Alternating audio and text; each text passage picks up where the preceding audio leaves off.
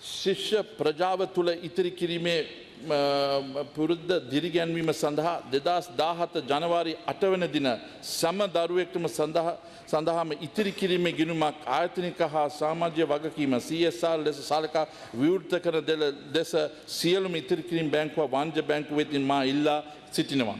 මේකට ඒගොල්ලෝ එකඟතාවය ප්‍රකාශ කරලා තිබෙනවා. ගරු කතානායකතුමනි, අප රජයේ අපගේ දරුවන්ට උසස් ජීවන තත්ත්වයක් සහතික කිරීමට කැප වූ රජයක්. ඒ අනුව අවුරුදු 5 සිට 19 දක්වා වයස් කණ්ඩායම පසුවන මිලියන් 4.5ක් වූ පාසල් දරුවන් සඳහා සෑම දරුවෙකුටම රුපියල් ලක්ෂ 2ක් වටිනා රක්ෂණ ආවරණයක් ලබා රක්ෂණ ක්‍රමයක් හඳුනා දීමට අප කටයුතු කරනවා. මේක විප්ලවීය ආරම්භයක් ලෙස සලකනවා. මෙම රක්ෂණ ආවරණය මගින් බාහිර හා නේවාසික ප්‍රතිකාර ආවරණය කරන අතර බාහිර ප්‍රතිකාර සඳහා රුපියල් 10,000ක් හෝ රෝහල් ගතවීමේ රුපියල් ලක්ෂයකට යටත් ආවරණය සලසනු ඇත. රක්ෂණ වාරිකය රජය විසින් දරනු ඇති අතර මේ සඳහා රුපියල් මිලියන් 2,700ක් වෙන් කිරීමට මං යෝජනා කරනවා. ඉතින් එක පවුලකට ළමයි දෙන්නෙක් තුන් දෙනෙක් හිටියොත් ලක්ෂ 6ක් එක පවුලකට ලැබෙන්න පුළුවන් විදිහට අපි ඇති කළා තියෙනවා. මේක තමයි යහපාලනයේ තියෙන වටිනාකම ලෙස මම මේ අවස්ථාවේ මතක් කරන්න කැමතියි. ගරු කතානායකතුමනි, 2016 හා සසඳන විට 2017 වර්ෂයේදී අධ්‍යාපනය සඳහා වෙන් කළ මුදල් අඩු බවට බොහෝ සංවාද හා විවේචන තිබෙන බව මා දන්නවා. අධ්‍යාපන ක්ෂේත්‍රයේ තව දුරටත් ආයෝජනය අවශ්‍ය වූහොත් එම අවශ්‍යතාව එම වර්ෂය තුළින්ම වෙන් කිරීමට මම මේ ගරු සභාවට නිර්දේශ කරනවා. උසස් අධ්‍යාපනය ගරු කතානායකතුමනි, වර්ෂ 1995 දී 9245ක වූ විශ්වවිද්‍යාලවලට ඇතුළත් කරගත් ශිෂ්‍ය සංඛ්‍යාව 2015 වර්ෂය වන විට 26000ක් දක්වා වැඩි වී තිබෙනවා. මෙය තව වැඩි කරන්නත් අපි බලාපොරොත්තුෙන් සිටිනවා. එහෙත් ශ්‍රී ලංකා විශ්වවිද්‍යාලයේ සිසුන් ඇතුළත් කිරීමද දල අනුපාතයක් අනිකුත් සමාන රටවල් හා සැසඳීමේදී 17%කට වඩා අඩු අගයක් ගන්නවා. ගරු කතානායකතුමනි, ගරු අග්‍රාමාත්‍යතුමා මෑතකදී මෙම සභාව වෙත ඉදිරිපත් කරන ලද අපගේ ආර්ථිකය පිළිබඳ ඉදිරි දැක්ම සඳහන් ආකාරයට අපගේ ඉලක්කය වන්නේ අධ්‍යාපන සහ කුසලතා සංවර්ධන අවස්ථා වැඩි කරලීමයි. 2015 වර්ෂයේ 26000ක වූ විශ්වවිද්‍යාලයට ඇතුළත් අනිකුත් උසස් අධ්‍යාපන ආයතන සඳහා ඇතුළත් කරගනු ලබන සිසුන් සංඛ්‍යාව දෙගුණයක් කරමින් 2020 දී සිසුන් 50000ක් වැඩි කිරීමට අපි බලාපොරොත්තු වෙනවා. ගරු කතානායකතුමනි, අපගේ අධ්‍යාපන ක්‍රමය හා ශ්‍රම වෙළඳපොළ අතර නිසි සම්බන්ධතාවයක් නොමැති බව පසුගිය දිනවලදී අපි විසින් ශ්‍රම වෙළඳපොළ සමග කරන ලද සාකච්ඡාවලදී හෙළි වුණා. ශ්‍රම වෙළඳපොළ තුළ විශේෂයෙන්ම මූල්‍ය තොරතුරු තාක්ෂණය බැංකු සංචාරක ක්ෂේත්‍රය වෙන විවිධ අංශවලට ව්‍යාපෘතීන් සඳහා වැඩි ඉල්ලුමක් තිබෙනවා.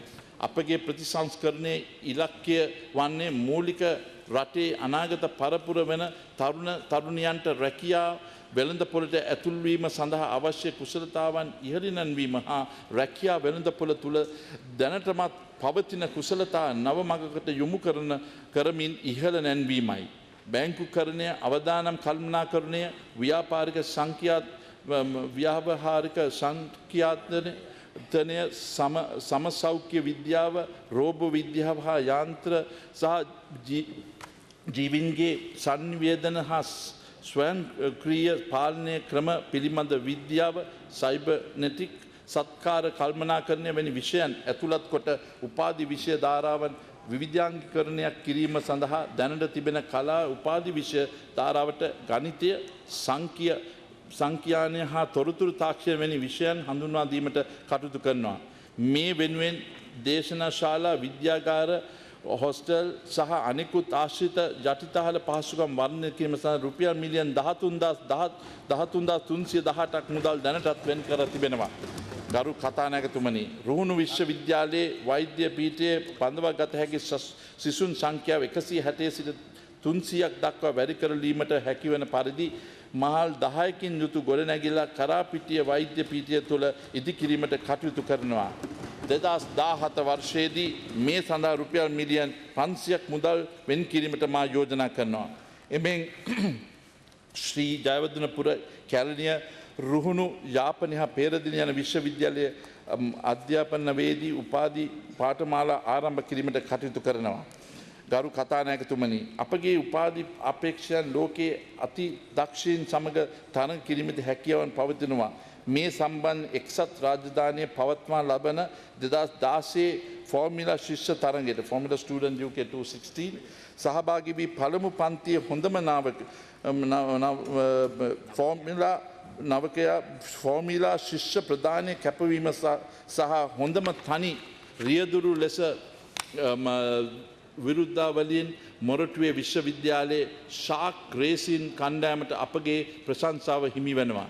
එම කණ්ඩායම අද දින මේ සභාවට පැමිණෙන ලෙස මා ආරාධනා කර තිබෙනවා. එවැනි විවිධ වැඩසටහන් සඳහා අපගේ විශ්වවිද්‍යාලයේ සිසුන් සහභාගී වී දක්ෂතා පෙන්වන බව මා දන්නවා. සිසුන්ට දක්ෂතා දියුණු කර ගැනීමට පෞද්ගලික අංශයේද එවැනි තරඟ සඳහා කරනු ලබන දායකත්වය මං අගය කරනවා. ගරු කතානායකතුමනි, ඒ ආකාරයට අපගේ දක්ෂතා හා දීප්තිමත් ශිෂ්‍යයන් කුසලතා වර්ධනය වෙනුවෙන් විශ්වවිද්‍යාලයේ 17ක් ඉංජිනේරු, වෛද්‍ය, ජීව විද්‍යාව, භෞතික විද්‍යාව වගේ සහ නීතිය යන පීඨවලින් බිහිවන හොඳම ශිෂ්‍යයන් තිදෙනෙක්ට හාවර්ඩ්, MIT, ඔක්ස්ෆර්ඩ්, කේම්බ්‍රිජ් සහ සිංගප්පූරුවේ ජාතික විශ්වවිද්‍යාල NUS වැනි ලොව උසස්ම විශ්වවිද්‍යාලයට ආචාර්ය උපාධි දක්වා පාඨමාලා හැඳින්වීමට හැකිවනසේ ශිෂ්‍යත්ව ක්‍රමයක් ස්ථාපිත කිරීමට මම යෝජනා කරනවා. ශිෂ්‍යයින් ඉල්ලුම් කරන්නේ නම් එම ශිෂ්‍යත්වය යෝජනා ක්‍රමය දේශීය විශ්වවිද්‍යාලයට පාශ්චාත් උපාධි පාඨමාලාව හැදෑරීමට දක්වා දී යොදාගත හැකි වෙනවා. මේ සඳහා රුපියල් මිලියන් 500ක් වෙන් කිරීමට යෝජනා කරනවා. විශ්වවිද්‍යාලයේ ශිෂ්‍යයන්ට ක්‍රීඩා කලා කටයුතු වැනි විෂය බාහිර ක්‍රියාකාරීවල නියැලීමට උනන්දු කරලීම සඳහා රුපියල් මිලියන් 100ක් මුදලක් වෙන් කිරීමට මා යෝජනා කරනවා. ජාතික වෘත්තීය සමිති පෙරමුණ සමග මා කරන ලද සාකච්ඡා යෝජනා වූයේ විශ්වවිද්‍යාලවල දේශන පැවැත්වීම කාලය රාත්‍රී 8 දක්වා දීර්ඝ කරන ලෙසටයි. මෙමගින් විශ්වවිද්‍යාලය ඇතුළත් කරගත හැකි ශිෂ්‍යයන් සංඛ්‍යාව වැඩි කිරීමට මෙන්ම සම්පත් උපරිම ලෙස භාවිත කිරීමට හේතු වන බව මම විශ්වාස කරනවා. විශ්වවිද්‍යාලයේ අධ්‍යාපනය හා පරිපාලන අංශය සඳහා ශික්ෂණ ශාස්ත්‍රයේ ඇතුළත් කාර්ය මණ්ඩලයේ සංවර්ධන වැඩසටහන ආරම්භ කිරීමේදී මා යෝජනා කරන අතර ඒ සඳහා විදේශ විශ්වවිද්‍යාල සමග ඒකාබද්ධ සහභාගීත්වයේ සම්බන්ධ වර්ධනය කර ගැනීම ධෛර්යාත්මක කරනවා. ගරු කතානායකතුමනි, මා ඉහතින් සඳහන් කළ පරිදි 2015 වර්ෂයේ හා සසදන විට 2020 වර්ෂය වන විට රජයේ විශ්වවිද්‍යාල හා අනිකුත් උසස් අධ්‍යාපන ආයතන සඳහා බඳවා ගනු ලබන ශිෂ්‍ය සංඛ්‍යාව 100%කින් වැඩි කරනු දෙගුණයක් කිරීමට අප කටයුතු කරනවා. ඒ අනුව විශ්වවිද්‍යාලයට ඇතුළත් කර ගන්නා සිසුන් සංඛ්‍යාව 50000 දක්වා පමණක් වැඩි වනු ඇත. සංඛ්‍යාව දත්තානුව හෙළිවන්නේ 1,50,000 2,00,000ක් අතර වන ශිෂ්‍ය ප්‍රජාවගෙන් 35,000කට ආසන්න සිසුන් ප්‍රමාණයක් විවෘත විශ්වවිද්‍යාලය, විදේශ විශ්වවිද්‍යාල හෝ රජයේ නොවන පෞද්ගලික උසස් අධ්‍යාපන ආයතන උසස් අධ්‍යාපන පාසුකම් ලබන බවයි. කෙසේ නමුත් අප දැනුම් කේන්ද්‍රස්ථානයක් වීම උපයා මාර්ගයන් ක්‍රියාත්මක කිරීම කෙරෙහි දැඩි උනන්දුතාවක් දක්වන රජයක් ලෙස තරුණියන්ට උසස් අධ්‍යාපන පාසුකම් ලබා ගැනීමට තිබෙන අවස්ථාව වැඩි කළ යුතුය. මේ සඳහා කඩිනම් ක්‍රියාමාර්ග ගත යුතු වෙනවා. අප බලයට පැමිණු පසු අධ්‍යාපනය සඳහා සැලකිය යුතු අයුරින් අරමුදල් වැඩි කර තිබෙනවා. නමුත් විශ්වවිද්‍යාලයේ උසස් අධ්‍යාපන පාසුකම් ඇති කරලීමට නම් අපේ ප්‍රායෝගික විය යුතුයි. රජයට පමණක් මෙම අභියෝගයේ ජයගත් නොහැකි. පෞද්ගලික අංශයද ඒ සඳහා දායකත්වය විය යුතුයි. එබැවින් රජයේ නොවන උපාධි පිරිනමන ආයතන රට තුළට ඇති කිරීමට අවශ්‍ය පහසුකම් සැලසිය යුතු වෙනවා. වගකිව යුතු රජයක් වශයෙන් අවස්ථාවාදී දේශපාලන මතවාදී මුල් කරගෙන පෝස්ටර් රැගෙන හැසිරෙන කණ්ඩායම් වලට රටේ සංවර්ධන නැවැත්වීමට ඉඩ ලබා දිය නොහැක. ඒ සමගම අධ්‍යාපනයේ ගුණාත්මක භාවය උපරිම මට්ටමින් පවත්වා ගැනීමද ඉතා වැදගත්. ඒ සඳහා ජාතික මට්ටමේ ස්වාධීන තත්ත්වය සහතික කිරීම හා ප්‍රමිතිකරණය මණ්ඩලයක් ඇති කිරීමට අවශ්‍ය නීති සම්පාදනය කිරීමට මා යෝජනා කරනවා. ගරු කතානායකතුමනි, ඉතා සුළු ලකුණු ප්‍රමාණයක් අහිමිවීම හේතුවෙන් විශ්වවිද්‍යාලය අධ්‍යාපනය මගහැරුණු ශිෂ්‍යයන් ගණනාවක් සිටින බව ඔබතුමා එකඟ වනු ඇත. ඔවුන්ට නොසලකා හැරීමට අපගේ හැකියාවක් නැහැ. එම නිසා ඔවුන් වෙනුවෙන් ණය යෝජනා ක්‍රමයක් ආරම්භ කරනවා. මේ යටතේ විශ්වවිද්‍යාලය ප්‍රතිපාදන කොමිසම විසින් අනුමත කරන ලද රාජ්‍ය නොවන උපාධි පිරිනමන ආයතන වලින් වෙළඳපොළ ඉල්ලුම සපුරලා දීමට ඉහළවන්න විශේෂ විෂයන් හැදෑරීම සඳහා ඉසෙත් ලකුණු මත පදනම්ව සිසුන් 15,000ක් සඳහා එක් සිසුවෙක්ට පාඨමාලා ගාස්තුවෙන් රුපියල් ලක්ෂ 8ක් දක්වා වූ ණය මුදලක් ලබා දීමට යෝජනා කරන අතර මේ වැඩසටහන කිරීමට හැකිවනසේ 2017 වර්ෂයේ සඳහා රුපියල් මිලියන් 300ක් මුදලකින් වෙන් කිරීමට මම යෝජනා කරනවා. ගරු කතානායකතුමනි, විශේෂයෙන්ම ග්‍රාමීය පාසල්වල විද්‍යාව, ගණිතය, තාක්ෂණය සහ ඉංග්‍රීසි වැනි විෂයන්ට ඉහළම දක්ෂතා ඇති ගුරුවරුන් හිඟය පිරවීම කටයුතු කළ යුතුව තිබෙනවා. ඒ සඳහා විශ්වවිද්‍යාල ප්‍රතිපාදන කොමිසම මගින් අනුමත කරන ලද රාජ්‍ය නොවන විද්‍යාර්ථනවල ගණිතය, විද්‍යාව, තාක්ෂණය හා ඉංග්‍රීසි යන විෂයන්ට අදාළව අධ්‍යාපනයේදී උපාධි පාඨමාලාව හැදෑරීමට සිසුන් රුපියල් 5 ලක්ෂයක සිට රුපියල් 100ක පොලි සහන 100% පොලි සහන ණය යෝජනා ක්‍රමයක් ඇති කිරීමට මම යෝජනා කරනවා. ඒ සඳහා සහභාගී වන සිසුන් ග්‍රාමීය පාසල්වල අවම වශයෙන් වසර 3ක් සේවය කළ යුතුයි. ඔවුන් වසර 3ක් සම්පූර්ණ වීමට පෙර එම පාසලෙන් ඉවත් වනවා නම් එසේ ඉවත් වන අවස්ථාවේදී අදාළ ණය මුදල සම්පූර්ණයෙන් ආපසු ගෙවීමට ඔවුන්ට සිදු නැත. මෙම ණය යෝජනා ක්‍රමය මගින් ශිෂ්‍යයන් 5000කට ණය ලබා දීම සඳහා අපගේ මූලික ඉලක්කය වන අතර ඒ සඳහා රුපියල් මිලියන් 100ක් දක්වා වෙන් කිරීමට මම යෝජනා කරනවා. ශ්‍රී ලංකාවේ අධ්‍යාපන ක්ෂේත්‍රය තුළ ප්‍රජා විද්‍යාල කමියුනිටි කොලෙජස් ඇති කිරීම හැකියාව අධ්‍යාපන උසස් අධ්‍යාපන වෘත්තිය අධ්‍යාපන බලධාරීන්ට සොයා බලන ලෙස මං ආරාධනා කරනවා.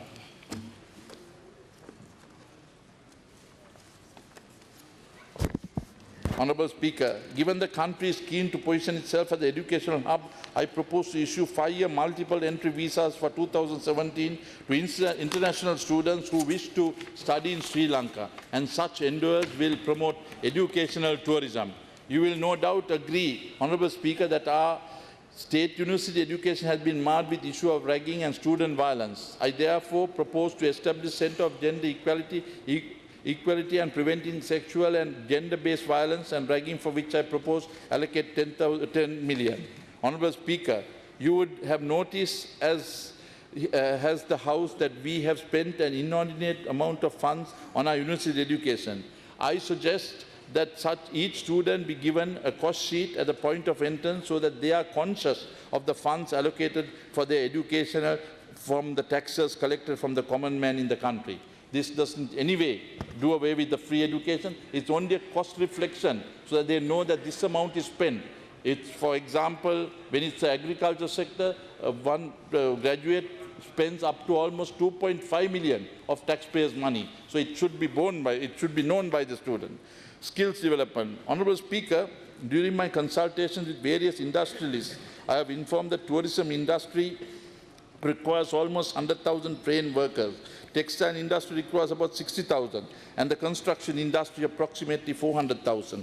Similarly, indications have been made by the cinnamon industry so much that the separate training institute was proposed in the last budget. With the proposed free trade zones, the demand for skilled labour will be on the rise. Clearly, the skill gap is a serious issue and must be addressed immediately. Therefore, Honourable Speaker, I propose to introduce a significant shift in policy framework in vocational training by providing scholarship to anyone who wishes to follow a vocational training program at the state-operated vocational training institution. This will enable vocational training in Sri Lanka for all at no cost. I propose to allocate 300 million to meet the cost of scholarship to provided under this program.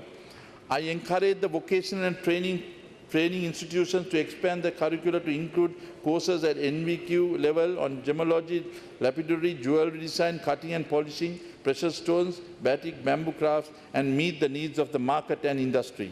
At the same time, given the urgent requirement of skilled labour in apparel, healthcare, hospitality and construction industries, I invite the private sector to provide training for 10,000 youth who at the end of the training period will be recruited to the relevant industry.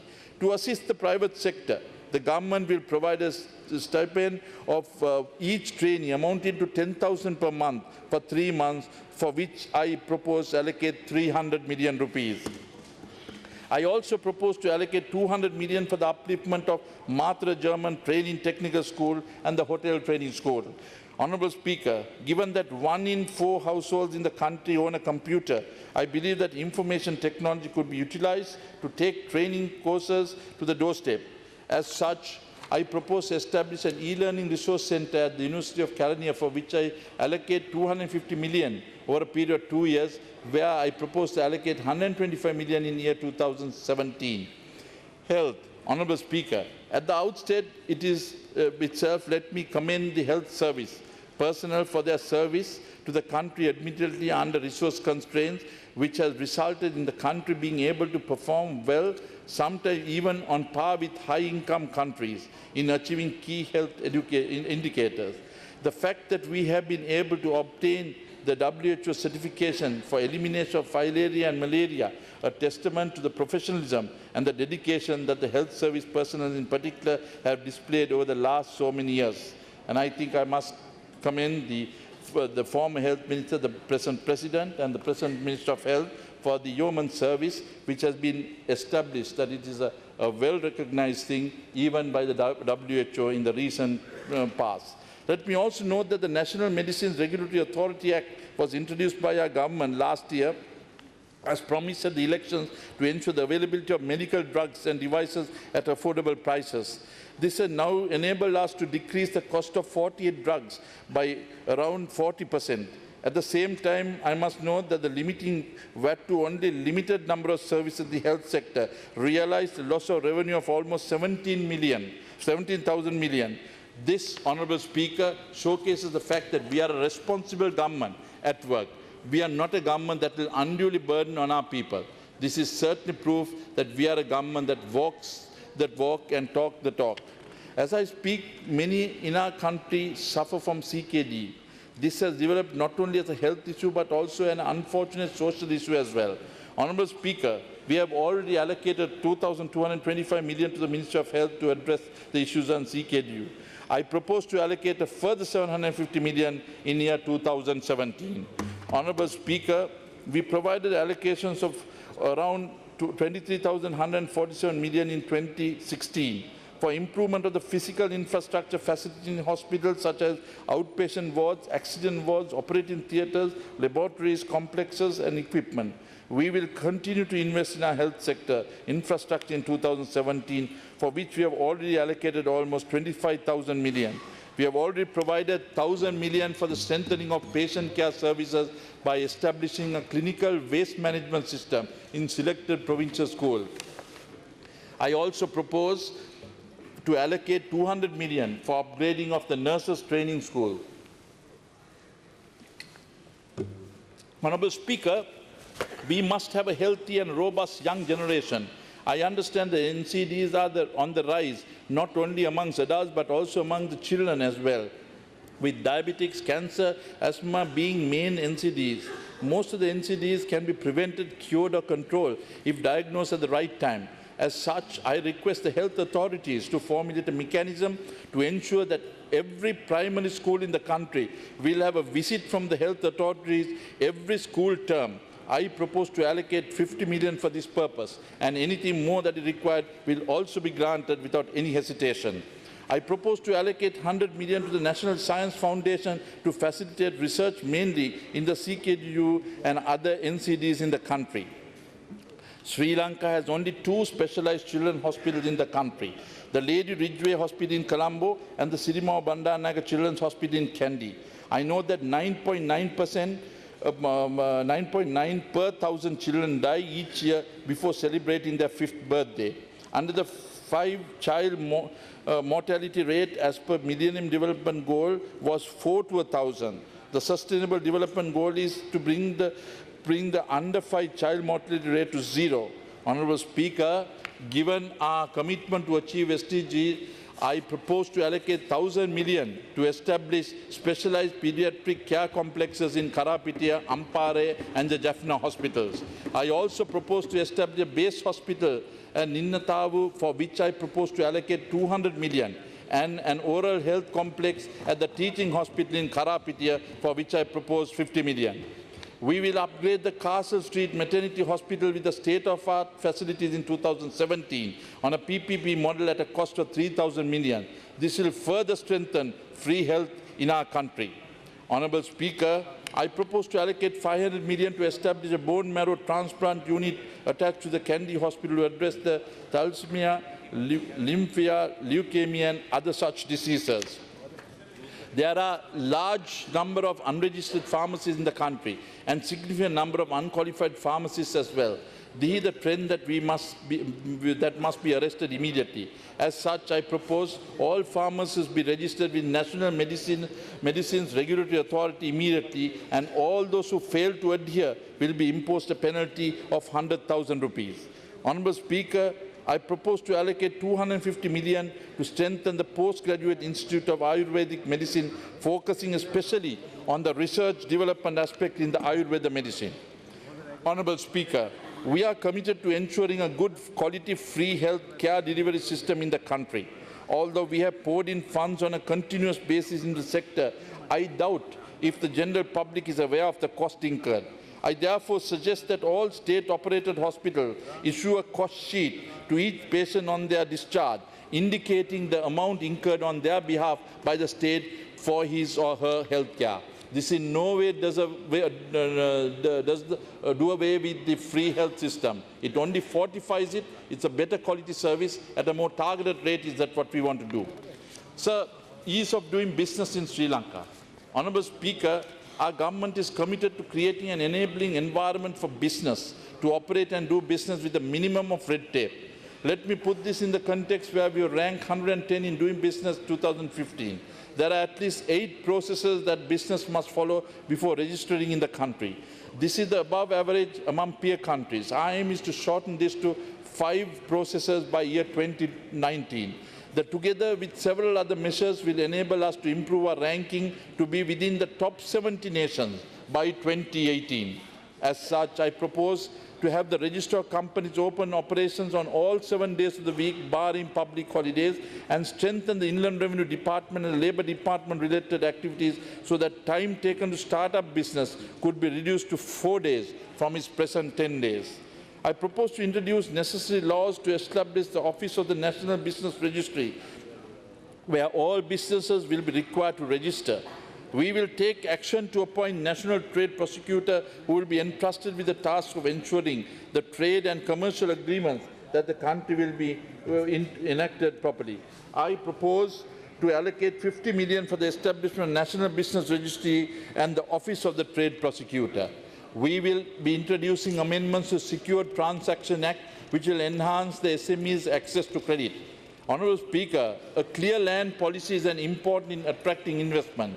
As such, I propose introduce laws which give public limited companies freehold right of land.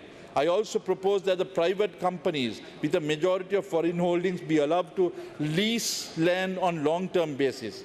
However, if such companies would have invested at least 250 million, excluding the value of land, providing employment to at least 150 people, and have maintained the status quo for at least 3 years.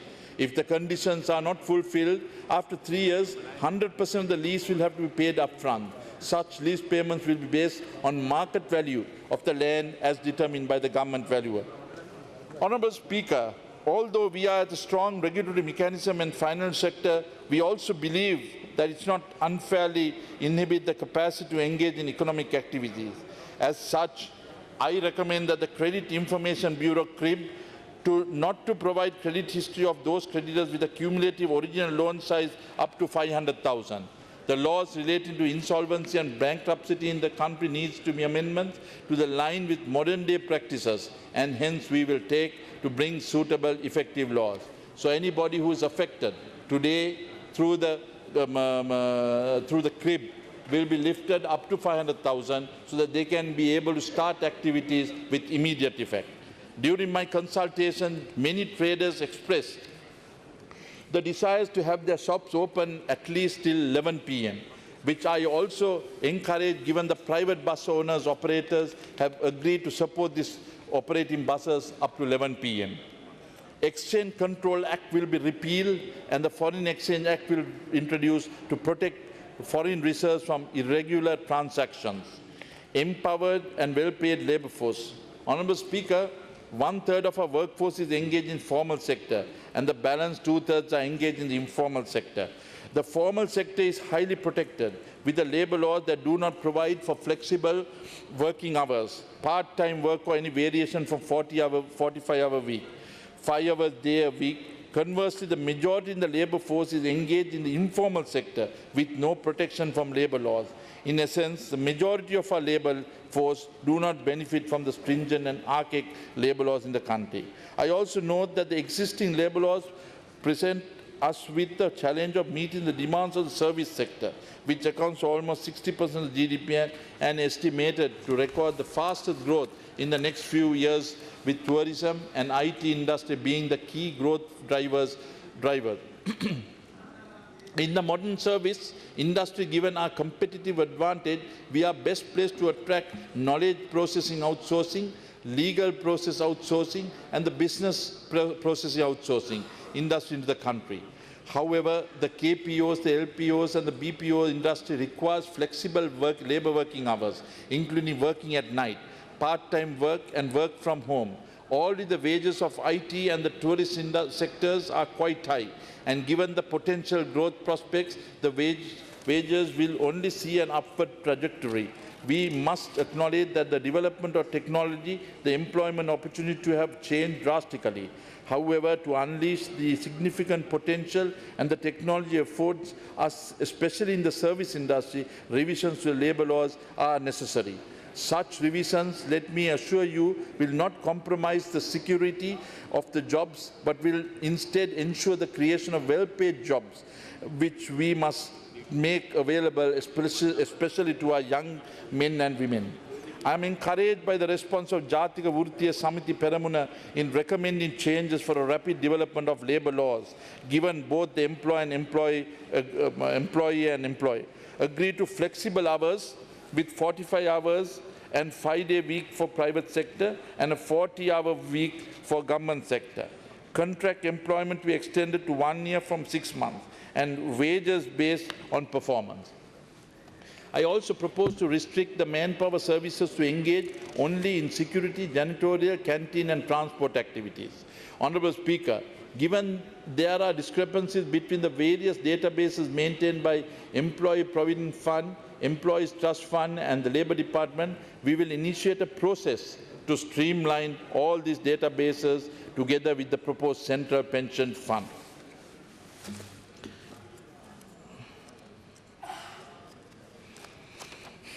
සුළු හා මධ්‍යම පරිමාණයේ ව්‍යවසායකයන් ආර්ථිකයේ 50% පමණ දායකත්වයේ දරන සුළු සහ මධ්‍යම පරිමාණයේ ව්‍යවසායකින් ආර්ථික සංවර්ධනයේ ප්‍රධාන සාධකයක් වෙනවා. සම්ප්‍රදායික සංකල්පය මත සුරකුම් මත පමණක් ණය ලබා දීම බැංකු විසින් තවමත් කටයුතු කිරීම සහ ව්‍යාපාර සැලසුම් මත මූල්‍ය සම්පාදනය කිරීමට ඉදිරිපත් නොවීම හේතුවෙන් මූල්‍ය පහසුකම් වෙත ප්‍රවේශ වීම සීමා සහිත වීම හේතුවෙන් සුළු සහ මධ්‍යම පරිමාණ ව්‍යාපාරික පුළුල් කිරීම හා වර්ධනය දැඩි ලෙස සීමා වී තිබෙනවා.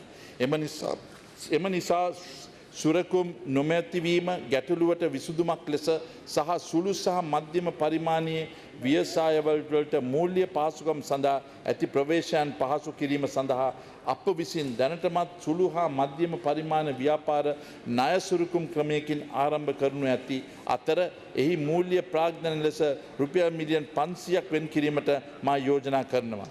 මෙම යෝජනා ක්‍රමය සාර්ථකත්වය මත ආසියානු සංවර්ධන බැංකුවේ ඇමරිකන් ඩොලර් මිලියන් 100ක් සපයමින් රජයේ කැපවීමට සහාය වෙනවා. මෙයට අමතරව බැංකුවලට ඔවුන්ගේ ණය කලම්බින් 10%ක් සුළු හා මධ්‍යම පරිමාණයේ ව්‍යාපාර ක්ෂේත්‍රය සඳහා වෙන් කිරීමට බැංකු යොමු කරනවා.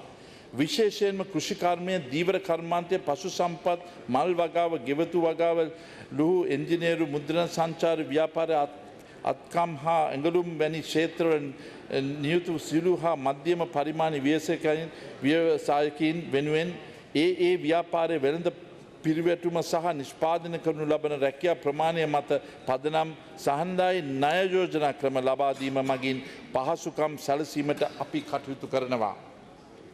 වෙළඳ පිරිවැටුම රුපියල් මිලියන් 25 සිට රුපියල් මිලියන් 250 දක්වා අතර සහ සේවක සංඛ්‍යාව 10ත් 50ත් අතර වන ව්‍යවසායකින් වෙනුවෙන් 50%ක සහනාදායි පොලි අනුපාතයක් මත ණය ලබා දෙන ඇත. වෙළඳ පිරිවැටුම මිලියන් 250ක සිට රුපියල් මිලියන් 750ක අතර වන අවම වශයෙන් රැකියා අවස්ථා 50ත් 300ත් අතර ප්‍රමාණයක් උත්පාදනය කරනු ලබන ව්‍යවසායකින් වෙනුවෙන් 25%ක පොලි සහනයක් මත ණය ලබා දීම සඳහා කටයුතු කරනවා. මේ වෙනුවෙන් රුපියල් මිලියන් 750ක් වෙන් කිරීමට මා යෝජනා කරනවා. කලකට ඉහතදී ඉතාමත් සමුද්දිමත් පැවති රෙදිපිලි හා අත්‍යන්ත්‍ර කර්මාන්තය නැවත ජීවය ලබා දීමට දැඩි අවශ්‍යතාවයන් අපට තිබෙනවා. මෙම නිෂ්පාදනය සඳහා සැලකිය යුතු මට්ටමේ දේශීය වෙළඳ පොළක් පවතන අතර මේ මගින් සැලකිය යුතු රැකියා අවස්ථා ගණනක්ද ඇති කරනු ලැබේ. ඒ අනුව මේ සඳහා කර්මාන්ත සංවර්ධනය මණ්ඩලය හරහා අවශ්‍ය යටිතාල පහසුකම් සැපීමට සහ පුහුණුව ලබා දීමට මම නිර්දේශ කරනවා.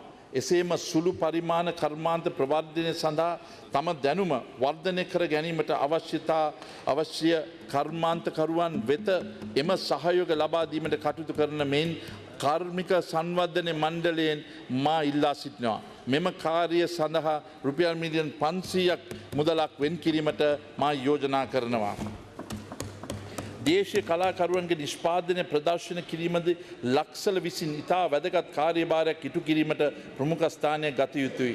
ඒ යුතුයි සඳහන් කරනවා. වර්තමානයේදී මේ දේශීය කලාකරුවන් දැඩි මූල්‍ය ගැටලුව මුහුණ පා සිටිනවා.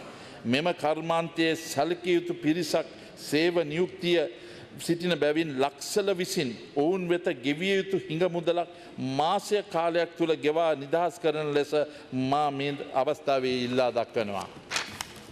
කොළඹ නගරයේ විශේෂිත අත්කම් අලෙවි මධ්‍යස්ථාන රජයේ පෞද්ගලික හා දේශීය සහයෝගීතාවය PPP පදනමින් ස්ථාපිත කිරීමට යෝජනා කරන අතර එමගින් සුළු සහ මධ්‍යම පරිමාණයේ ව්‍යවසායකයන්ට සහ තොග වෙළඳාම විශේෂයෙන්ම අත්කම් රෙදිපිඩි හා පාවහන් කර්මාන්තය නියැලීමට ඉඩ ප්‍රස්ථා සලසා දෙනවා. 2017 වසරේ රුපියල් මිලියන් 100ක් වෙන් කිරීමට මං යෝජනා කරනවා. ඍජු සහ වක්‍ර රැකියා අවස්ථා 3,75,000ක් පමණ සපයනු ලබන උඩු හා පිගන් ගඩොල් කර්මාන්තය සඳහා අවශ්‍ය ප්‍රධාන දේශීය අමුද්‍රව්‍ය වන මැටි ලබා ගැනීමට පිළිබඳව ප්‍රබල ගැටලුවක් පවතිනවා.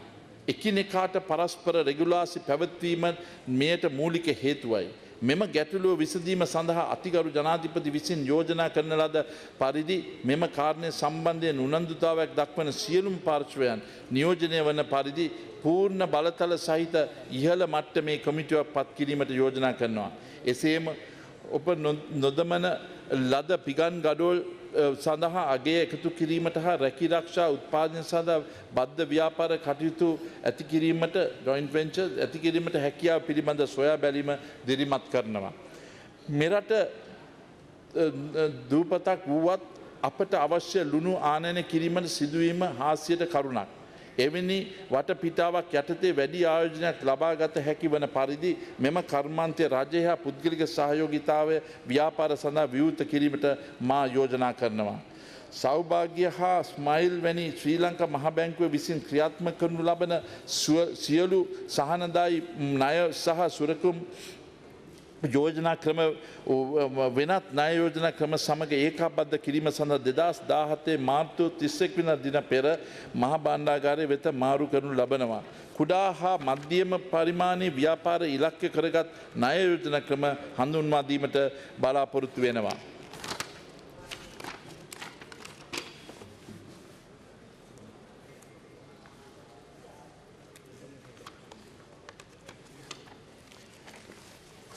Investments. Honourable Speaker, investments are in the key and maintaining growth. In the last decade, investments were maintained at 30.1% of GDP, but the bulk of it came from the public sector. This resulted in the country carrying a debt burden of almost 76% of the GDP, which is higher than that of our peers. At the same time, private sector investments have been stagnant. However, given the fiscal constraints that the large debt burden has been imposed on us, I do not think that it is prudent to continue in the same vein and pile up more debt. The alternative is to facilitate more private sector investments and partnership between the private and the public sector. We must promote the investments in areas where the impact to economy is high due to value addition and employment creation. We will support domestic entrepreneurs, especially such as agriculture, manufacture, fisheries, ornamental fisheries, solar panel manufacturing, rolling stock, livestock and poultry tourism. To this end, we will be establishing the Agency for Development, which will enable the enhanced facilitation of the investment to Sri Lanka. However, should any decision on any potential investment take beyond 50 days, such potential investments and projects could be routed to the Ministry of National Policy and Economic Affairs, taking over the process. At the same time, Ministry of Development Strategies and International Trade will recommend to the General Treasury for approvals on any incentives that will be provided to landmark investments to the country. Our government is committed in pursuing an economic policy that will ensure the creation of wealth and equal distribution of incomes. Given the GDP per capita is the lowest in the northern, eastern and Ua provinces, it is incumbent upon us to make a concerted effort to correct this situation. As such, I propose to grant a 200% capital allowance for businesses which will make investment in the northern province, and 100% capital allowances for businesses which investments in Ua and eastern provinces over $3 million excluding land, and generate new employment opportunities for 250 or 3 to 5 year 50% tax holiday will be granted for such businesses, which will create 500 to 800 new employment opportunities respectively. Honourable Speaker, in pursuing high-impact investments, we are a government that will not hesitate to partner progressive thinking and calculated risk-taking. As such, any company, both domestic and foreign, with an investment between US$ 5 million and 100 million, excluding the value of land, that is engaged in venture with more than 40% value addition and could generate employment for 500 employees, will be provided with a grant of 5% of investments at the end of the second year operation. If this is maintained for 5 years, the government will top up the investments by a further 5% on the original investment. We will also grant 100% capital allowances on all such businesses as well. For landmark investments of 100 million and up to 500 million, and the investments over 500 million and above will change our landscape. We will design a special incentive package with a specific tax concession, which will be with the Ministry of International Development and Strategic Development. In order to achieve the facilitate the smooth operation of their business investments, I propose to issue a 5-year multi-entry visa for such investors and their skilled expatriate labour. To give an impetus to the construction industry, which has shown significant growth potential, I propose to remove the cess of 25%, which is applicable on prefabricated structures.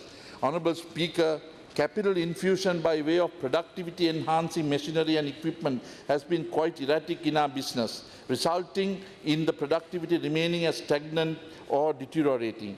As such, I improve the capacity of our businesses. I propose to grant a 75% waiver on the PAL when importing high-tech automated machinery and equipment with the approval of the Ministry of Industries and Commerce. To improve the management and the quality of the services, we will invite private sector to manage and add value to existing BOI free trade zones in improving its competitiveness. Having studied the experience of India and Indonesia, I propose to introduce an Investment Inflow Management Act in due course to facilitate the inward remittances of foreign exchange with the minimal restrictions. We also invite foreign companies to take advantage of the interest differential that prevails between Sri Lanka and other countries. We will ensure enabling framework to create an international trading platform for such trading will be facilitated.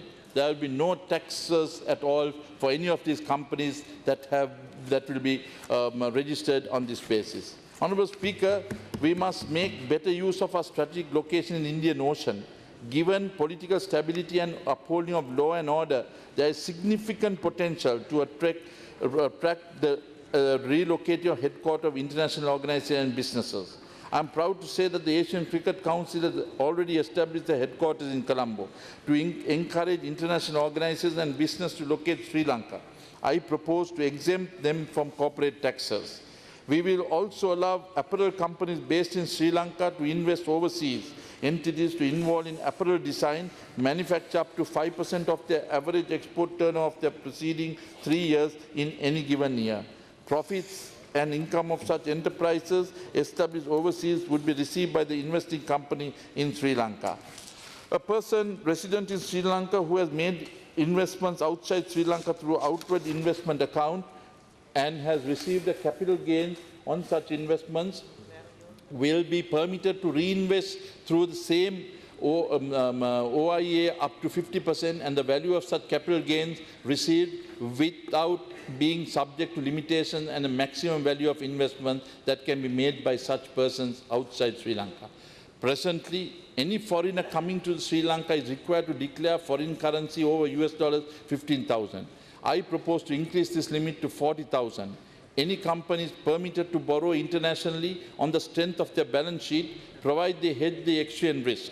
Any violation of these directions is subject to a fine of 50 million. I also propose to remove the restrictions imposed on such borrowing by non-banking financial institutions to increase their foreign liabilities beyond 35% of total assets in the balance sheet. The Sri Lanka Telecom, Indian Revenue Department, Urban Development Authority and Sri Lanka Ports Authority will invest around 10 billion in iconic buildings which will change the Colombo's urban skyline. It is also expected that these buildings will be a hub for investment and economic activities. I propose to allocate 500 million to the IRD and the UDA for this purpose. At this time, I would also like to make a note. In the morning in the Cabinet meeting, the President and the Prime Minister directed there has been an anomaly in the Megapolis Ministry, and we will be allocating 7,500 million rupees from the Finance Ministry to Megapolis with immediate effect. Exports. Honourable Speaker, our export earnings have contracted mainly due to challenging global markets. Clearly, our exports, the products and the services need to diversify if it is to retain competitive edge. We must tap into the global value chain. Value addition, enhancing market access and innovation is the way forward.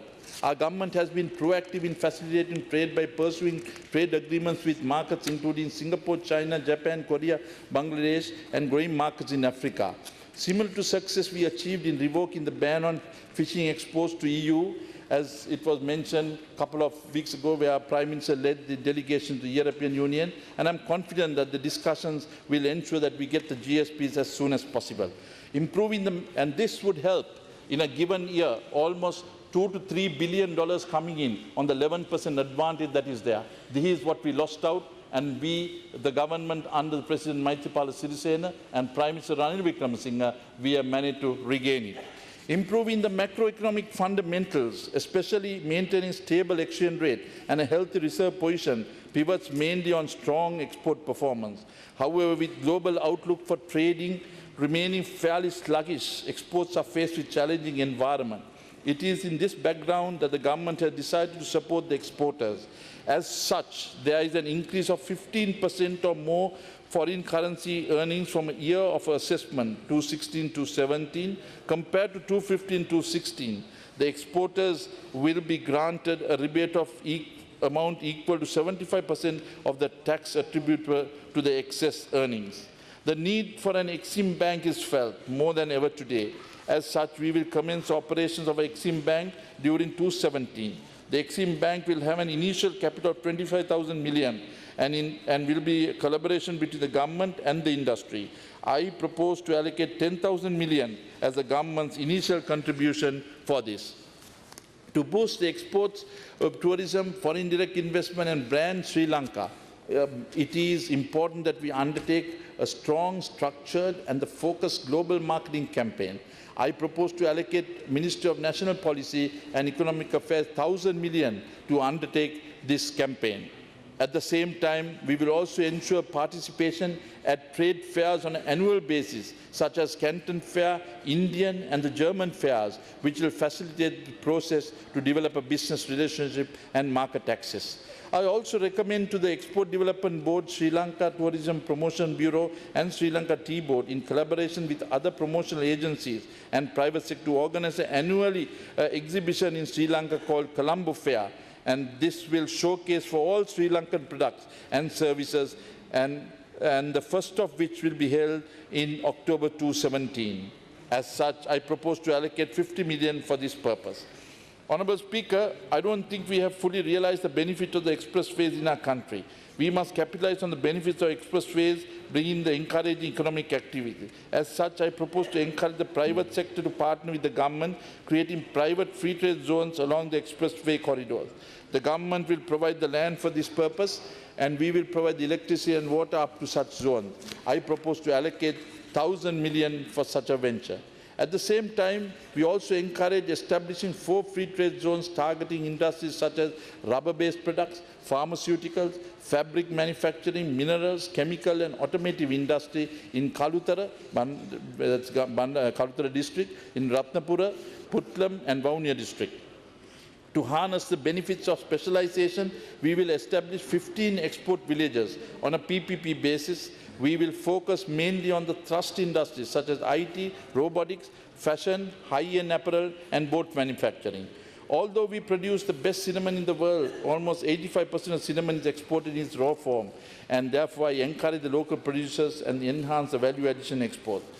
Although the apparel and textile industry is a major exchange earner, almost 4,800 million in 2015, we imported fabrics to the tune of 2,296 million in 2015. Clearly, backward integration is vital, and as such, a context of textile cluster could be formed, which includes sizing, dyeing and finishing units by private sector. The government will support the venture by providing investment relief to the business, and that will invest in the venture and will also provide adequate space. This venture is estimated to save at least 2,000 million per annum. For this purpose, creating additional avenues for garment export permission will be granted to import branded products by enterprises for reworking operating under commercial hub regulations, such as garments will be exported to countries where there is no preferential treatment. I also recommend allocating 50 million for Department of Commerce for trade promotional activities, especially SME products at international trading and promotional events. Honourable Speaker, since taking office, our government has been proactive in improving the performance of state-owned enterprises. And in fact, instead of becoming a drain on the government coffers, they have contributed 65 billion as levies and dividends so far in 2016, which is an increase of 50% over 2014. As stated by the Honourable Prime Minister, we will facilitate state-owned enterprises to become viable business entities. To that end, we will be ensuring that the state-owned enterprise will be able to have a cost-reflective pricing structures and operational autonomy in this background. Government will also enter into performance contracts with selected state-owned enterprises with regard to key performance indicators. I wish to report to the House that Sri Lankan Airlines and Mihin Air, which has been generating colossal losses. If I mention on Sri Lankan, the liability as of 31st March 2015 was 146 billion, and as of 2016, it was 151 billion. They are now being commercialized and international collaborations. In fact, we have now merged Mihin Air operations with Sri Lankan Airlines. As a part of restructuring of the state-owned enterprises in line with growing market trends, Sri Lanka State Trading Corporation established a mega showroom which will carry all household items and appliances, for which I propose allocate 100 million. We will also list non-strategic enterprises such as Hyatt, Grand Oriental Hotel, Water's Edge, West Coast, Manthai Salt, Hambantota Salt, Hilton during 2017. Broad-basing the ownership is expected that such listings will allow the government to raise at least 1,000 million to settle our existing uneconomical, questionable and high-cost debt that we inherited from the previous regime. We will also inform the Parliament of any other planned listing that may be undertaken during 2017. including Mobitel, will be made to go public listing, which is a request that has been made by the company itself. Maritime economy. Honourable Speaker, the contribution of maritime sector to GDP at around 2.5% is clear indication that we will have not adequately harnessed the country's strategic location in Central Silk Route. Our main aim is to position Sri Lanka as a leading maritime hub in Asia. It is in that background that the government has decided to create the enabling environment for maritime economy to be a significant contributor to the country's economic growth. This requires a significant reform. I encourage the establishment of a maritime authority with the participation of private sector and would be instrumental in creating a level playing field and credible regulatory mechanism. At this stage, encourage more vessels to obtain ancillary services such as ship supplies, bunkers, crew changes. I propose to have a free port anchorage for fee of 12 hours. As of now, almost 200, 300 ships move out with not a single coming owing to the excessive charges. So this is something to incentivize them. I also propose the bulk chartered cargo charges to be at 15% of freight on board or applied freight charges, whichever is lower, with the immediate effect. With the country becoming a tourist destination, cruise vessels arrival has increased. As such, steps should be taken to allocate and develop a dedicated berth at Bandaranaike for cruise vessel handling, a logistical hub. Honourable Speaker, despite many deliberations on Sri Lanka being a commercial hub, the performance in that sector is not visible, where not many foreign or local investors have been able to attract to create a hyperactivity. We have had enough consultation with stakeholders such as hub operators, and it is now brought to our attention that if present issues are pragmatically not handled, the potential for improving export performance by the sector is in an exponential manner and is extremely high. The main issue highlighted were a lack of space for establishing new enterprises or expanding enterprises within the areas identified the purpose, restrictive investment regime, and a lack of proper guidelines. Multi-country consolidation. Containers with zero domestic cargo will be considered transshipment container, and relevant terminal handling costs will not be liable for any such containers. I also propose to liberalize the destuffing of MCC cargo. In this regard, I propose to facilitate the destuffing in all terminals, where as well as operators who fall within logistics hub and regulation. Entrepot trading. At the same time, exports and imports related to entrepot trading will be allowed on no foreign exchange terms on establishment that logistics handling charges have been paid. Science and technology innovations for development. I believe that it is important that we have adequately financed and support the science, technology and innovation space. If we are to realize our own development and policy goals, including being self-sufficient in food crops, food security, ensuring healthy population, tapping into the global value chain, attaining the sustainable development goals and creating a better public delivery system. Last year, and allocated 826 million. This year, we have already allocated 1,306 million to improve the STI spectrum. This, I am sure, eliminates the fear of unpredictability in funding that is normally associated with the government financing of STA ventures. Let me ensure you that our government is willing to partner the risk associated with the research and development. We are committed to creating an environment for STIs to thrive in the country. Last year, we introduced an Innovation Accelerated Fund, and we propose a further 100 million this year. We will establish a biotechnology innovation park and allocate 100 million. I propose 100 million to Centre of Advanced Electronic Designs for University of Moratuwa to support start-up companies in niche areas in electronics. I propose 250 million to Sri Lanka Institute of Nanotechnology as well. We have already initiated establishment of centres of excellence in robotics, applications, CERA, and I propose to allocate 50 million to further strengthen this centre. We have also allocated 50 million for Centre for Excellence in Genomic Sciences. I also promote 150 million to expand the pharmaceutical labs and industrial technology. I understand that import and export of biological consumable sample equipment is faced with many issues at customs. The Ministry of Finance, Department of Customs and Telecommunication Regulatory Commission, in collaboration with relevant stakeholders, will implement a new scheme addressing these issues. We will also remove the custom duties applicable on all material to create prototypes. Honourable Speaker, product design engineering is a design product by integrating existing technology components and modules using existing fabricating methods. This is not research and development. PDI allows manufacturer demand, and I believe we can manufacture such established technology and mechatronic products such as drones, etc. As such, to facilitate the industry, I propose to establish a fund with the initial capital of 5 billion, which will provide loans with guarantees to support entrepreneurs that will engage in PDE. For this purpose, I propose 500 million in year 2017. A vibrant startup culture in the country. To further support such startups, I propose to establish incubators in 5 districts in collaboration with Nanasalas, which will then expand to almost 25 districts by 2020 on a PPP basis. I allocate 100 million for this purpose. Tourism. Honourable Speaker, tourist arrivals into the country has increased by almost 15% in first three years and ensure that the net earnings for tourism increases. It is in this context that the government has identified the key tourism corridors for Trincomalee to Pasikuda to Batiklo to Garugambe, Munragala, Ella corridor, the Chilau Kalpitia zone and the corridor for Dedua Lake to Akurala area. Further, Ella, Bandaravel and Haputale will be identified as eco-tourism triangle. We will create the enabling environment by providing necessary infrastructure and regulatory framework.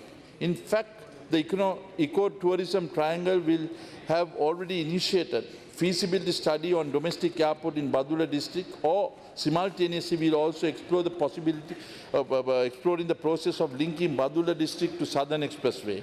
Honourable Speaker, the tourist industry has growth sector with earnings exceeding 2,900 million in 2015. We believe that this will be a key growth sector in the medium term with potential to major source of income in country and economic employment creator. Our strategy is to focus on supporting the private sector by providing a sound regulatory framework and the necessary infrastructure. Hotels which have been in operation for more than 10 years will be assisted to refurbish and upgrade their facilities on line with modern requirements at a cost of almost 25 billion. The government will assist by providing an interest subsidy on such expenditure, for which I propose 500 million. As many are aware, anyone can reserve a hotel room, transport services online through Agoda, A&B, Booking.com, etc. Travel businessmen such as online travel agents have expanded their operation into this country without paying any applicable taxes or cess. As a result of my discussion with the Ministry of Tourism and the hotel trade, the government will provide a common technology platform for countries' lodging business through which we can be assured of a uniform application of lodging.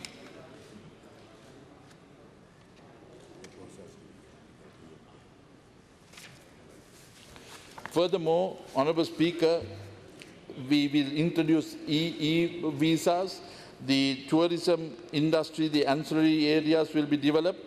A common complaint will be that there's a lot of problems that are going on in tourism areas, so the brochures are being made that should be printed in all languages. Therefore, I urge relevant agents to take corrective action immediately and propose allocate 10 million for this purpose. Honourable Speaker, the MICE industry also has shown potential, and I encourage the creation of a convention centre, and we allocate 1,000 million for this purpose. I propose to allocate 100 million to establish a training centre in the Integrated Information Centre to showcase local handicrafts in the eastern coastal area with a huge potential for tourism. Given the immense potential of country for water sports, I propose to grant customs duty waivers on surfboards, quad bikes and leisure boats and jet skis. Direct merchant shipping will issue regulations and guidelines to facilitate luxury yacht operations in Sri Lanka without any impediment. There is immense potential for medical tourism, and however this sector is not managed carefully, a strong regulatory monitoring mechanism with respect to maintaining quality is required.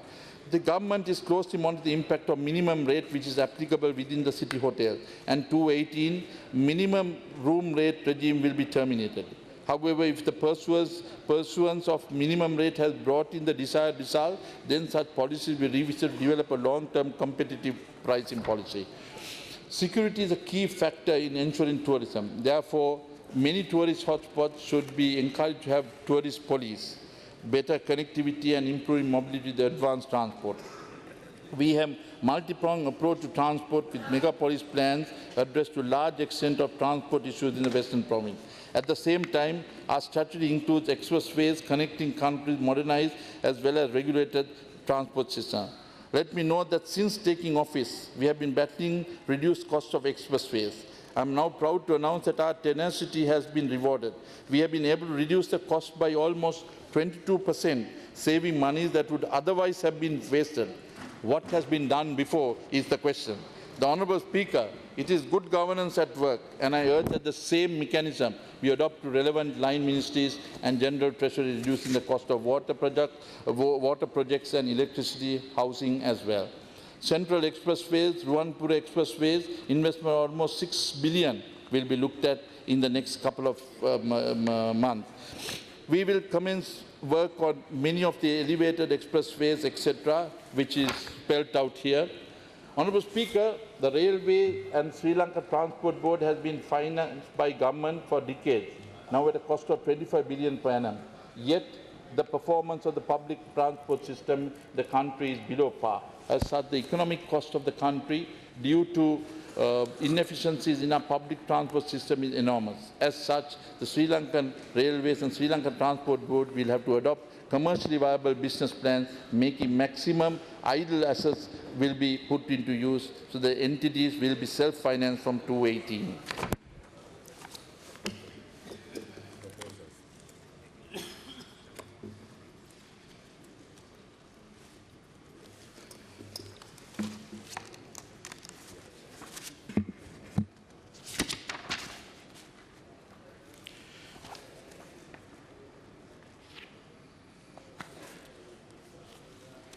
අපගේ මාර්ගවල අද වන විට මිලියන 1.3ක පමණ ත්‍රිරෝධ රථ ධාවනය වෙනවා.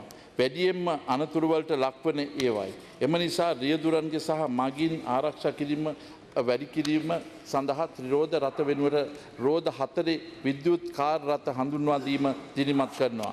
කොළඹ දිස්ත්‍රික්කයේ තුලම නියම ව්‍යාපෘතියක් ලෙස රජය විසින් බැංකු මගින් ක්‍රියාත්මක කරන ණය යෝජනා ක්‍රමය හඳුන්වා දීම ඔස්සේ විද්‍යුත් කාර් රථ 1000ක් මිලදී ගැනීමට උපකාර කරනු ඇත.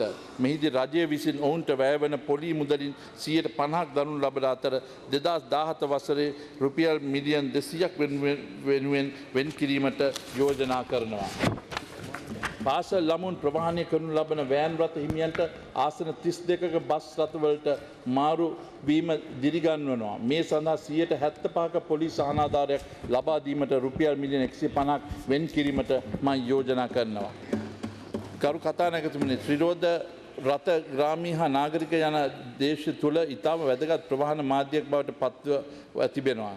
නියාමනය ක්‍රමවේදයක් දැනට තිබෙන අඩුපාඩුව නිසා මෙම කර්මාන්තය වර්ධනය අක්‍රමත් ලෙස සිදුවේ. මෙම තත්ත්වය පාසල් වෑන් රථ අංශයටද පොදුය.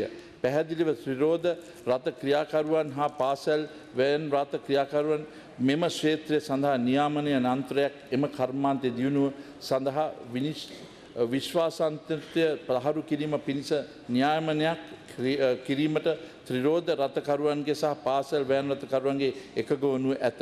ඒ අනුව ත්‍රිරෝධ රථ හා පාසල් වෑන් රථ නියාමනය කිරීමට අවශ්‍ය ක්‍රමවේදය හඳුන්වා දීමට යෝජනා කරනවා.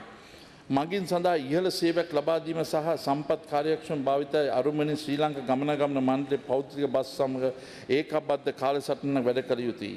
මාර්ග සහ දුම්රිය ප්‍රවාහන ඉහළ සේවයක් ලබා දීම සඳහා ගෙවුම් කාඩ් ක්‍රමය හඳුන්වා දීමට යෝජනා කරමි. ආදායම වර්ධනය සමග බස් රියදුරන් කොන්දස්තුරුන් සහ පිරිසිදු කරන්න වෙනුවෙන් විශ්‍රාම වැටුප් ක්‍රමයක් කරන ලෙස ප්‍රවාහනීය හිමිකරුවන් ඉල්ලා සිටිමි.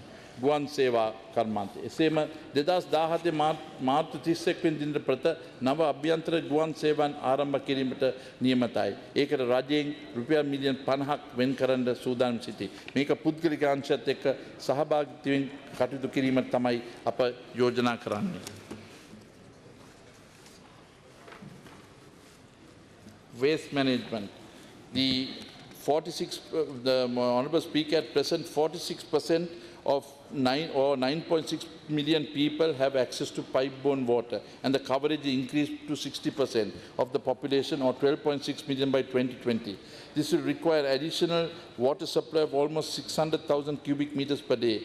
This will be quite challenging given the environmental issues, including erratic rain patterns, lack of groundwater contamination, and the investment of at least 300 billion in the next 3 years. However, the government is committed ensuring that all citizens have access to clean water, given not only the commitment to attainment of sustainable development goals, but our commitment to uphold the human rights of all people. As such, we have already initiated almost 35 projects, which requires total investment of 428 billion. In addition, we further support the expedited access safe drinking water and promote the design, build, own and operate concept. We expect investment of mechanism amounting to at least 150 billion to be raised through this basis. The significant potential for industrial development in Trincomalee district, the government is keen to expeditiously develop the required utilities such as water and electricity. As such, I propose 600 million to augment the Trincomalee water supply scheme. I also encourage the National Water Supply and Drainage Board, private sector, to explore the possibility of establishing desalination plant in Jaffna and Putlam on an initial basis, and we propose 250 million. Energy. The country's electricity generation capacity present is 4,000 megawatt, with the expected growth in demand of electricity for increase in tourism, manufacturing of commercial agriculture. The generation of capacity of country will have to increase to at least 5,300. We are committed to ensuring an uninterrupted supply of electricity at least cost within the framework sustainable environment. It is in this background that the government is looking to diversify its energy sources to include LNG and green energy sources as well. Over the years, investments in the electricity sector has been quite generation-centric. It is therefore important to ensure that adequate investments are made for transmission and distribution as well. Thus, we encourage the private sector to participate in providing transmission facilities within each province. We also propose that Ceylon Petroleum Corporation and Indian Oil Company develop the opportunities that are available in the Trincomalee Upper Oil Tank Farm. And also, there are almost 5,200 telecommunication towers in the country. Each telecommunication service provider incurs a cost to install such. So as a result, we propose to form a company on a PPP basis where all their own telecommunication towers can come under one, where it will be a multi-user facility. Financial sector. Honourable Speaker, given the potential of the country becoming a financial hub, the government has already initiated necessary groundwork to establish a Colombo International Financial Centre. In addition, we have focused on strengthening a regulatory mechanism to ensure the growth and the stability of the sector in its background, and I propose the following. The present country does not have a dedicated authority to protect the interests of financial customers, promote fairness and transparency of consumer financial products and services. As such, it is proposed to establish a Consumer Financial Protection Authority, CFPA, and will be a capacity to protect the consumer. The existing legal provisions on prohibited schemes fall under Banking Act No. 30 of 1988. This Act does not adequately empower the Central Bank of Sri Lanka in taking action against prohibited schemes such as pyramid scheme, and as such, the negative impact on prohibited such schemes have stability of the financial sector. I propose to introduce new statute to cover pyramid schemes with the enforcement provision which will enable Central Bank of Sri Lanka to be a better financial sector regulator. Honourable Speaker, The Debt Recovery Special Provision Act number 2 at present is applicable only to licensed commercial banks and a few licensed special banks. As such, to improve the debt recovery process at banks and financial institutions, I propose to introduce amendments expanding the applicability of Debt Recovery Provisions Act number 2 of 1990 and the License Fees Company. Honourable Speaker, the golden key depositors that have basically been suffering for almost 8-9 years got the first benefit of their success last year, and the balance would be almost 3,000 million will be allocated to this budget to get the balance of those golden key depositors. I also provide the setting up of an agency, financial asset management agency, to assist the falling finance companies and to strengthen their balance sheets. As a result, I propose to allocate the initial capital of 10 million to the equity, issue treasury bonds to the value of 10 billion with a tenure of 7 years. I propose to issue 200 licenses to money changers in bid to expand the sector owing to rapid tourist growth. Banking sectors are got to be looked at, and we basically look at increasing the minimum capital of licensed commercial banks to 20 billion, licensed specialized banks to 7,500, and primary dealers to 1,500. We'll initiate amalgamate HDFC and state mortgage to create a housing bank, and I propose 7,500 million as the seed capital for this. Corporate Rural Bank and Divinagum Bank will also be amalgamated to create a strong rural sector micro-lending focused bank. Honourable Speaker, at present single shareholder limit of banks is restricted to 10%, while the tenure of the Board of Directors is restricted to 9 years. We will revisit these policies in view of the proposed consolidation of banks. I also direct banks to ensure that at least 10% of their leading portfolio is for agriculture, 10% for SME, 10% for exports, 10% for tourism, 5% for youth, and 5% for women. I further direct the banks to lend at least 15% of the deposits within the same area for businesses to be implemented. Insurance. At present, the Crop Insurance of Agriculture Aggregation Board covers only paddy. Therefore, we want to increase it to protect the other major commercial crops as well.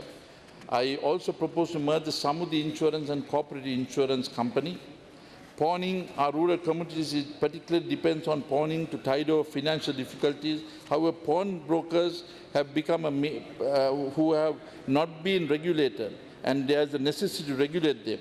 So I propose to increase the registration of 100,000 per unit per annum. We estimate to ensure revenue of 1,000 million. Capital markets.